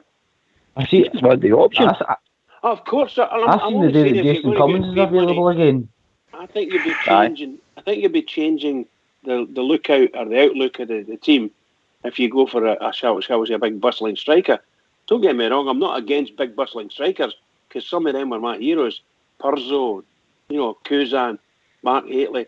Wonderful stuff to watch. Great when they're going full charge. Brilliant. It's brightening the life out of people. But I don't know if that's what our manager would go for. Do you think he would go for that? I think we were talking about it's just a different option for. He's a top striker, but if things are not going right in a game and you're just needing somebody to batter the door, then you've got him sitting there to do it. You know what I mean? It's just that. I don't think we want to buy a striker like that and change the whole system to suit him. No. I don't think they're meaning that. We're not meaning that, Bridge, no. Okay. Anyway, can I cut across? We've just been joined by a caller. Evening, caller. Hello, it's Smurf again. How are we doing? No bad. You've got a bug for this, mate. No, it's no. Just listen. Just really. I'm a happy chappy. Why? Listening to that result, I'm over the moon. The Linfield result give you a lift, did it? Aye, that's it. Aye, they're still in Europe. No, it's good, and it's. I think they're in dire straits because all the French boys and that, none of them want to be there. And, big wages, big salaries, big overheads, no money coming in. That's 2 years without Champions League money. Aye. And then they've got money that's going to go elsewhere, obviously. Paying out. My heart bleeds. Mm-hmm. Oh, I know. I'll pass you to my financial expert, Mr. Fox. Aye, do that, Mr. Fox. Aye. What you want to know after me? I don't know that. I'll tell you the problem they've got, mate. There's a limit to the sort of money you can lay out in Scotland and get players to come here. A 10 million plus player, mate, is going to look to other places in Europe rather than come to the Scottish League, even if they can afford them. The level of player that will come here now, we'll be able to match them with. And I don't think that their money in the bank will do them any good because top signings will not sign for them, especially with the manager they've got, Aye, it's the strength of the league. You're limited to what you can attract. Yep. They'd be far well versed in looking for young talent that they can take on and do what they've been doing, the same as what we're doing. With the boys we brought in, the youngsters we brought in. But Edward, I mean, he'll be losing value. They'll not get 9 million for him now. No, they couldn't sell him for that. So it's no wonder these boys want to go. The only attraction is the Champions League. Come here, it's a shoe in the league every year. They're guaranteed champions, guaranteed hee-haw. They're not even guaranteed Europa League this year. And they've no been. I was listening earlier, the wee debate about the Thursday Sunday scenario, and they'll be in the doldrums. If all they've got to look forward to is a weekend, I want that scenario. I want to see what crowds turn up to watch them. Let's have a look at it. Let's see what support they've really got. What crowd will be there at their cup tie on Saturday, mate? I know. That's the pick of the week. That's the pick of the weekend. Smurf for the famous BBC Scotland. They've picked that game on Saturday. Really? Yeah, that's their big yes. game. Oh, they're not going to show our game. We're on. No, of course they can't. No, I get it. No, Yeah. but you know, that'd be good, pal, to see what the kind of crowds they get. Happy days. It's good, and you know, paying the electricity bill, but you know that'll be cheaper right enough to cut the overheads. We'll not be playing the disco lights, and that'll save me a few quid. And but no, it's all going north. It's all going in the right direction, and they'll implode. You know, they've got a 2-bob manager, and it shows. You know what I mean? I think they're done. Can I come in they're there, a busted flush. On you go, mate. On you go. I was just going to say that I can't stop. Earlier on, somebody mentioned it. I can't stop thinking about what our chairman said. Maybe last season he said it. He says if Celtic don't get Champions League money, they will be bust. That house of cards will fall down. That's what he said. Or worse to that effect. And it's happening. It's happening before our eyes. That's them out of the Champions League once again, 2 seasons in a row, and they've already spent. Shall we say? I've noted the 50 millions that they've got in the bank gone, or 40 mil, whatever it is, that they've got from the big fella went over to France, Dembele, and their wee guardian angel boy, he's away down to Arsenal, and 25 million, and it's there. They've got nothing to back it up now. They don't have the Champions League money. The 50 million they were guaranteed, but at the start of the season, we're guaranteed that. Guaranteed, gone. All right, so we've only got a few minutes to go, and I want to cheer these up. Go on, you go.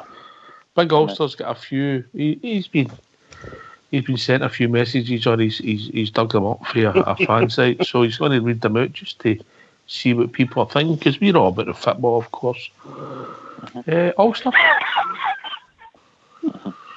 Oh, a few cracker Kerryfield, Kerrydale meltdowns. So to give you a couple here. Prague booked, jump the gun, yes. But if you don't get a £230 flight, turns into 450 3-week airport track. So that's somebody who's paid all their money, unfortunately, for him. Folk says Rangers are coming, but it's more like us running backwards. Chucked out of the house for scouring the Waynes. Brilliant. Heartbroken. It's time for the fans to rise up. I was told on good authority the plan has always been to not let Celtic run away from Rangers. This leads to no competition and the fans get bored. Let me see what else. Ulster, can I chuck one in there, mate? Aye, go ahead, fire them in. So I've got one here that says, boy next to me went into his pocket to launch a coin at the Cluj player, then turned round to me and said, "Nane left, didn't get paid till next week, then walked out. Shite night for everyone."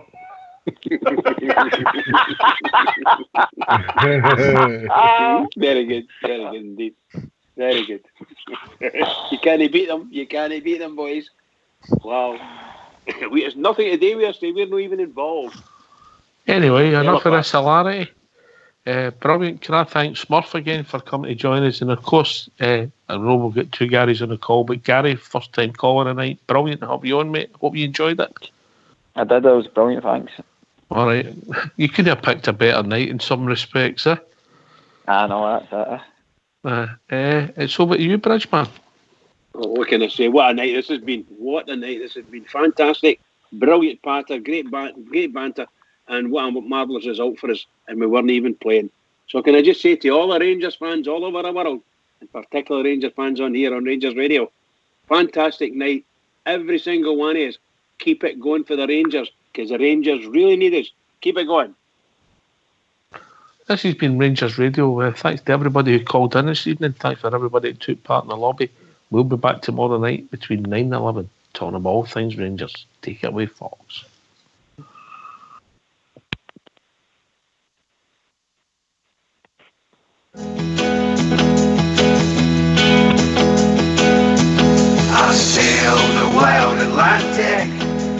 broad Pacific shore. I've sailed around the stormy capes and I've heard the 40s roar.